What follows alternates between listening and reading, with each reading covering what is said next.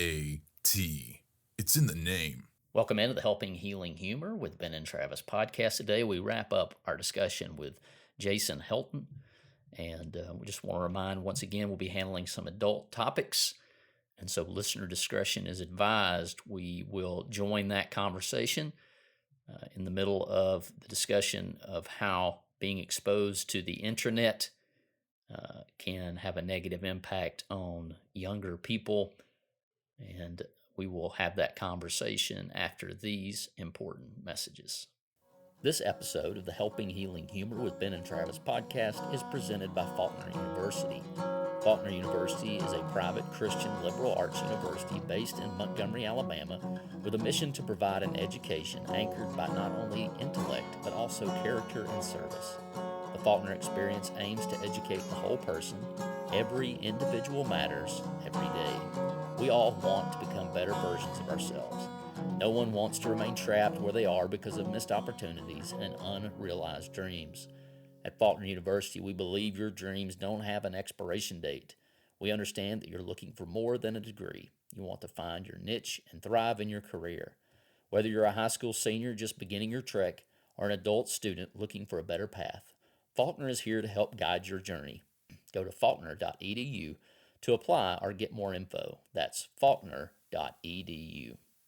When you have access to what the world has to offer of sexual appetite and you're 12, like of course you're gonna question things. Like you're getting aroused by these things that are just bizarre and weird and strange and violent and dangerous. And you're 12. You don't know how to rationalize any of that, you know. And not to mention that and you've already kind of hit on that, but a lot of people believe, hey, once I get married, that goes away. You know, that I was struggling with that. And so I got married. Mm-hmm. My wife's going to take care of all that. I don't need to look at it anymore. And then they find that that's not the case because they have, as you've already alluded to, bonded to that. And that's just something you don't just let go of all of a sudden. So it's a situation that this doesn't just go away. So you might start it at 8 or 9 or 10 or 12. And it continues on in your life, and it morphs and changes with whatever the technology is. So you're right. Mm-hmm. That conversation's got to be had.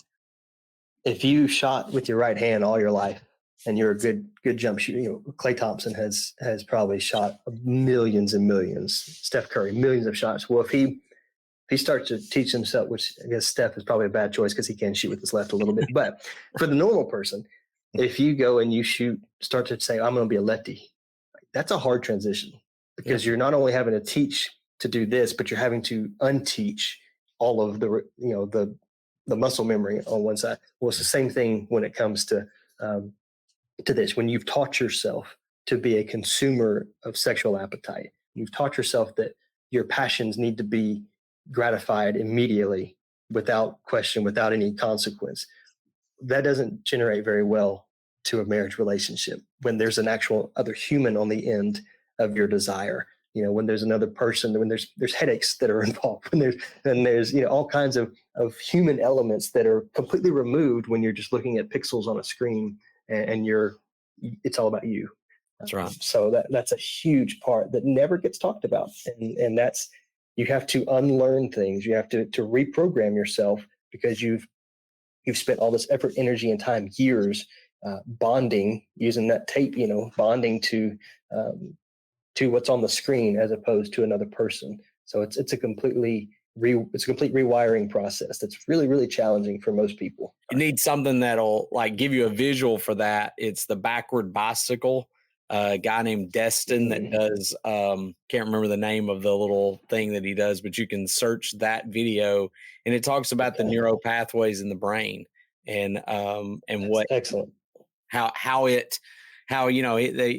learn how to ride a bike one way and then you try to learn it with an extra gear in it and it creates a whole different pathway in the brain. So it's a really cool visual of that. Let's hit the helping and healing here. You know, we get the data and knowledge is power, but what do we do with that?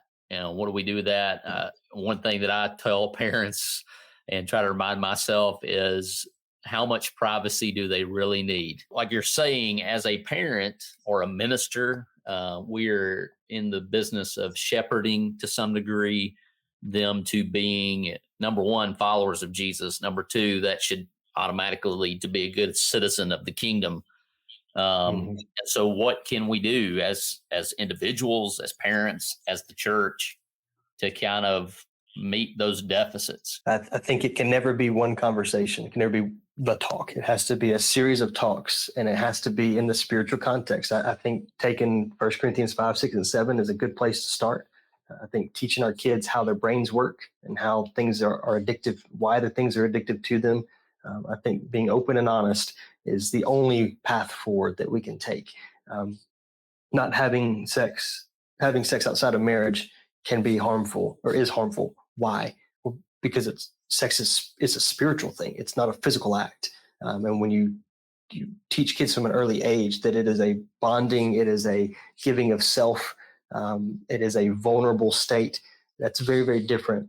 And it begins to answer other questions, or at least leads to better questions, and not just, why can't I do this? Jason, one of the things that I've seen as far as youth ministry goes is young people coming to me and saying, hey, I've got this problem, whether it be lustful content, pornography, whatever category we want to put it in.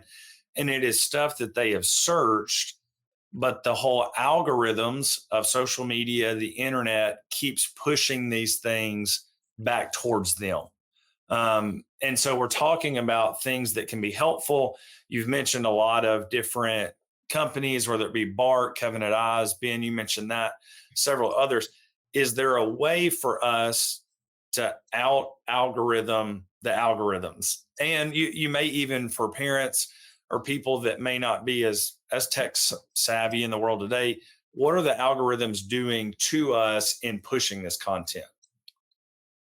So the algorithm, great question, by the way. Algorithms are changed pretty regularly on most platforms, but generally speaking, they're going to take your pattern of behavior, what you look at, the images, the accounts that you follow, the accounts that you pause and look at for a certain amount of time.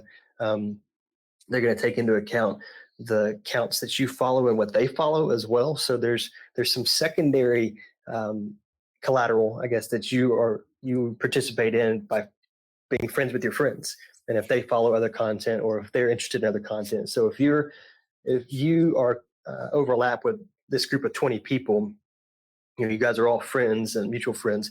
Well, then what 5 of those people, they follow this one account, they're going to take a chance and say, it's probably reasonable that Will also would like this account because they have all these mutual friends. So algorithms, and they're AI generated. So basically that means that data is fed to this model or this algorithm, and that's how it computes and predicts.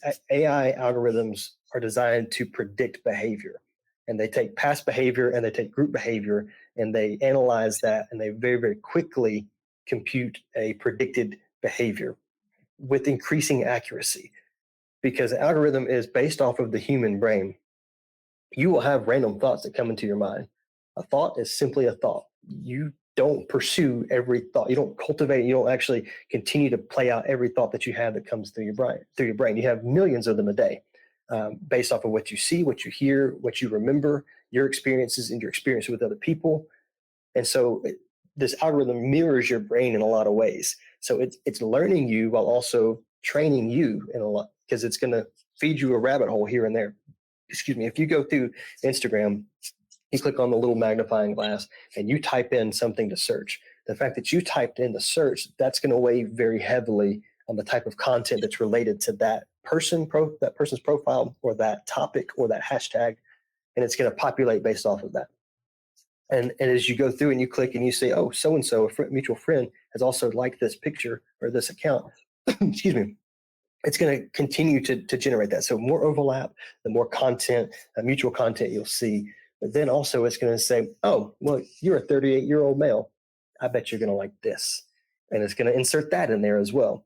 And so as you're going through and you see stuff you don't want to see, you can click the 3 little buttons at the top and you can click, I forget how it's worded it's worded different on each app, but basically I don't want to see this content or not interested. And then it'll ask you why. You can answer why, or you can just say not interested, and it'll get rid of that one. So you can Make sure that accounts don't pop into your feed anymore. You can do that to curate based off what you do see and what you tell it you don't want to see. Because the algorithm, it's not neutral. No algorithm has ever been written that was neutral. It's all written with a direction in mind. But you can also train your algorithm to tell it explicitly what you don't So want. I need have Jason, some control there. You to instruct me on how to get all this Tennessee volunteer stuff off my. I guess See, stop it letting. keeps creeping in. Stop letting them make me so mad. But even that's part of it. Yeah. Even the thing you pause on, right, and you read it. Yeah. You take a minute to read it, and you even go, "Man, I hate that. That's so dumb." You don't even reply. Yeah. But you pause long enough. What you talk about. Yeah. What you talk about, even when your phone is not out necessarily. Yeah. When my daughter was like 2 or 3 years old, I was scrolling through Instagram. This is when Instagram really started putting ads in your general feed, and Boudreaux's butt cream popped up. And those of you that are parents know exactly what I'm talking about. Absolutely. Diaper rash cream. I'm like, man, like I've never said that word out loud.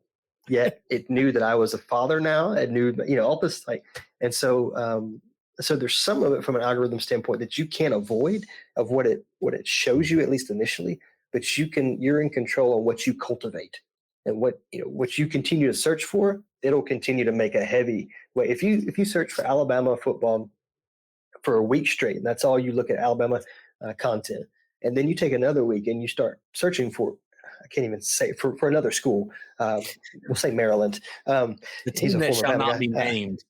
Yeah, exactly. A team that shall not be named, or any of them for that matter. Washington. You search for Washington Huskies. You do that for a week. You're going to see like a majority crimson image pop up, and it's going to move from crimson to purple over the course of 2 weeks because what you're feeding it, it's going to then mirror back to you, while also every now and then inserting some other things, just taking a chance, so to speak. But it's based on a variety of factors, and that's why it's so difficult. That's why like online marketing is a challenge, because once you start to kind of crack the algorithm, so to speak, they change it because Instagram used to be chronological, and then one day you went on your feed and you like, this post is from 3 weeks ago. What in the world? It's been really, really frustrating with Alabama and Brave sports stuff because I'm at breaking. Like this was breaking in September. It's January now. Yes, but that's by design to try to pique curiosity. So is it fair to say, and maybe just the shout out from the youth minister of the crew, for parents, if they want to know what's going on in their kids' lives, hey, scroll through their social media, and you probably will have a good idea. Yeah, it's likely. Now, don't look at every image and say this is what they're. They may not, because again, if they're a teenage boy, then popular teenage boy content will also be mixed in there. But absolutely, search histories are a great place to look. And when it comes to privacy, I do believe that we have to teach kids. We need to give kids privacy to some degree. But when it comes to social media, when it comes to technology, it's kind of like the car. You have the ability to drive the family car, but it is not yours, and it is not yours exclusively. And so you have the ability to have access to this within the context of some other things that we talk about. And I think where parents sometimes go wrong is they don't explicitly say those things. So they assume, that's my phone. Well, before your kid ever gets a cell phone, and this kind of goes back to our previous conversation of incremental liberty, incremental freedom, once they show a consistent pattern of maturity and responsibility. And I think you have these really hard conversations. There's a book called Your Brain on Porn. That's a really short book. It's really, really good. It's got a lot of it's really well cited, a lot of academic research there, but it's not written on an academic level necessarily. It's very accessible for everybody. Why not make your kid read that? When they're 16, 17 years old, or maybe younger. I would probably say that's about as young as I would go with it. But tell them, okay, you read this and then come and tell me why it's responsible for me to give you unfiltered access to this stuff. And the guy that wrote that book is not a Christian either, by the way, but it's exceptionally well written and really points to scripture. If you're a Christian reading, you're like, oh, this is what the Bible says, but it gives the academic scientific research side of it. I know that X, aka Twitter, is not regulated at all. You can regulate it yourself. You can put, I mean, there's words that I have blocked, associated with some of those schools we would mention. Or finally political stuff. I finally had to like, hey, block this. You can do that, but you have to go and do it yourself. I mean, there's access to whatever a kid could want. And so if they have a Twitter account, and like I've always said, if you're having a great day and you need it ruined, just get on Twitter, or I guess X now, because they'll fix that for you really, really quickly. And that's the one that I'm just like, ooh, you got to be careful on, for sure. No, you are, there's a saying that you have to be, when you're in the hospital, you're responsible for your health care to really the fullest extent. And you are, you certainly are. When it comes to spiritual welfare of our kids, like I am the responsibility. My kids are my responsibility to steward as best as I possibly can. And so I want to limit that access until they can, like, chemically and neurologically make sound decisions. But I can't just keep them from it either, because then when they do get access in college or when they're out of the house, they have no skills to do so. So it's like telling your kid, you can never get behind the wheel. We're not ever going to talk about cars. We're not going to talk about the drive. You're going to wear a blindfold when daddy drives in the car. Keeping them completely shielded from that. And then say, okay, go have a road trip. Like, that's setting yourself and themselves up for failure as well. So it is an incremental process. It's a series of conversations at every stage of development, of teaching them about their bodies, about other people's bodies, and God's plan for our bodies, and how that fits in with God's plan for our souls and for our marriages and for our families. It's just a lot. It is a lot. But there's a phrase that I just kind of tell myself over and over again is, this is what I signed up for. I didn't necessarily know. I didn't know exactly what it meant, but when you get married, Whitney didn't know that she was signing up to care for you with leukemia, but that's what she signed up for, right, Travis? I mean, that's we don't know exactly all the details we're getting into. Yeah, as parents, but you do it because we have the privilege and honor of being parents and the responsibility. So we lose sleep, but we also find joy in this part of it. I think that's really important to understand. And as a minister, we're helping to heal hearts, and we're helping to grow souls. And there's not a sin that I think is in this realm that's too far for God to provide healing for. But it is a really, really difficult mountain to climb, and we have to be very diligent to both be accountable and encouraging to people. When people confess, be a person that is respectable and that is honorable enough to receive a confession from someone. If somebody's confessing this kind of sin to you, there's very little you have to do other than love them, tell them you love them, and to pray with them that God has forgiven them. Because really the hardest person for them to forgive is going to be themselves in the midst of all this. And then learning more about how our brains work, I think, can be hugely impactful. And that's where Ben at the counseling world has, I think, been a blessing to so many people. I'm grateful for what you do specifically, and others in your field that can give people the tools they need to reprogram, so to speak, how they think about these things. It's just really, really important for this to be talked about. Well, we're thankful for what you do and what you do in churches, and thinking about that. I'm sure that there are going to be people who listen to these episodes, and they will want you to come and talk to their church or present some material or guide them to that material. So tell us a little bit about how they can do that. Certainly. So my email address is jason@madisonchurch.org. I'm on Instagram, jmhelton7, also on Facebook. And so you can reach me on any of those platforms, or you can call the church building at the Madison Church of Christ. We're just outside of Huntsville, Alabama. And in any way you want to get a hold of me, that's great, or through you guys. But I'd certainly be happy to talk with anyone, any congregation, or any individual. This is something that has become a greater passion of mine, especially over the last couple of years, simply because I just don't think we have enough resources out there. I have a list of books on an Amazon list that I would recommend that I use for a great deal of my research, as well as a YouTube playlist that's got a lot of like TED Talks and other conversations from different parts of the world, not necessarily all spiritual, but all certainly contribute to this particular conversation. I think we need to be more learned, and we have to educate ourselves. And most people, especially in the church, just don't know where to go to begin to be prepared and equipped. So that's part of what we're hoping to do. And grateful to you guys for the opportunity on your platform to speak openly about these things, and to really hopefully make a positive impact and let people know there's help. There's absolutely help out there, and it's a fight worth fighting. Absolutely. I'm sure we can share those links below Absolutely. to your lists and all of those things as well. So. Yeah, absolutely. Yep. You mentioned helping, you mentioned healing, and so we'll do a little get to know you. Maybe some humor will come out. If you could have dinner with someone from the Bible who is not Jesus Christ, who would you have that meal with? Maybe I'll go with my namesake. And in the book of Acts, there's a fellow named Jason, and has a really interesting interaction there.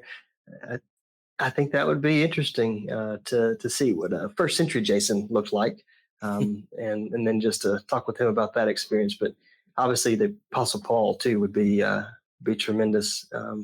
I don't know, some of the guys that he mentions at the end of his letters, that's all we get is that, oh yeah, and that guy. I'd like to talk with those folks.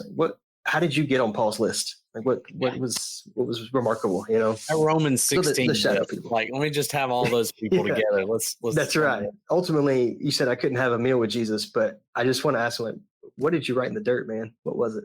Yeah. You know, that's I got to know. So. Yes. Yeah. Kind of comes into this conversation a little bit because that was kind of one of those interesting moments where somebody's pulled out of a situation. So that would be cool. So when you mentioned Jason in the book of Acts, all I saw was the Spider-Man meme where they're pointing at each other from that's it. All pointing at each other. So maybe we could recreate that. But I will say that is the most out of left field pull answer that anybody's had. I was not expecting that. So there you go. People don't know he's in the Bible. I sort of envision like E.T., you know, the L-E-I kind of thing. We both just, I don't know, a single finger touch there. I feel like that would be, I don't know, it'd probably be really weird, just as weird as it is saying it out loud here. But, you know, give it a whirl. Jason, I appreciate your willingness, A, to go dive into this data, and then B, share it. I remember even as a youth minister before I was even married, I can think of times where I covered this topic in mixed company because it was too important not to. And I knew 100% agree. There'd be some people that didn't like it. I somehow kept my job, maybe because all the students kept their mouth shut. But, you know, it's just things that need to be talked about. And the big thing, like you said, as somebody who has struggled with lust in my life and had those unfortunate conversations and uncomfortable conversations, we want you, if you're listening to this, if this is something you're dealing with, you've struggled with, as mentioned, there is a lot of hope in it. God is victorious. He loves to redeem. He loves to come in the clutch. This, one of our favorite sayings on this podcast is when God shows up and shows out. English teachers hate that phrase, but we love it because that's what we're about here. And God can show up in whatever circumstance you're in as you listen to this. And he will show out because that's who he is. And he loves us. And any situation and circumstance can be redeemed. If there's a way we can help you or Jason can help you, we would love to do that. And just reach out. You can get a hold of us at hello@benandtravis.com. And we'll get you kind of pointed in the right direction in your area. So thank you, Jason. Absolutely. Thank you, guys. Appreciate you having me. Thanks for being with us for this episode of the Helping Healing Humor podcast. Be sure to download our free ebook, 28 Days of Focused Living, at benandtravis.com and receive all of our Helping Healing and Humor extra content directly in your inbox. We look forward to having you join us at the same Ben and Travis time, same Ben and Travis channel.